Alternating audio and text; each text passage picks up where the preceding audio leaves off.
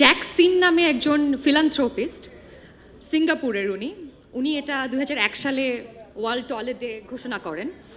তো চিন্তা করা যায় সিঙ্গাপুরের মতো একটা সবচেয়ে ডেভেলপড কান্ট্রি ওয়ার্ল্ডের, সেখান থেকে একজন ফিলান্থ্রোপিস্ট এসে ওয়ার্ল্ড টয়লেট ডে ঘোষণা করলেন।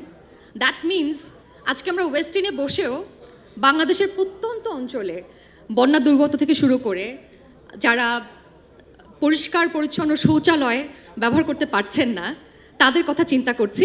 এবং ডায়লগস, থ্যাঙ্কস টু ডায়লগস, যে তারা এত সুন্দর ইনিশিয়েটিভ নিয়েছে যে 10 টাকা করে তাদের প্রত্যেকটা প্রোডাক্ট থেকে যাবে বন্যা দুর্গত থেকে শুরু করে যারা সুবিধা বঞ্চিত আছে তাদের টয়লেট নির্মাণের ক্ষেত্রে। সো আমার মনে হয় দুটো আমি খুব সুন্দর রিলেট করতে পারছি যে জ্যাকসিম সাহেব এবং ডায়লগস একইভাবে চিন্তা করছে। And thanks to dialogues and thanks to Harland group যারা আমাকে এখানে ইনভাইট করেছেন। আমি এটার পার্ট হতে পেরে সত্যি আনন্দিত অ্যান্ড গর্বিত। Thanks all.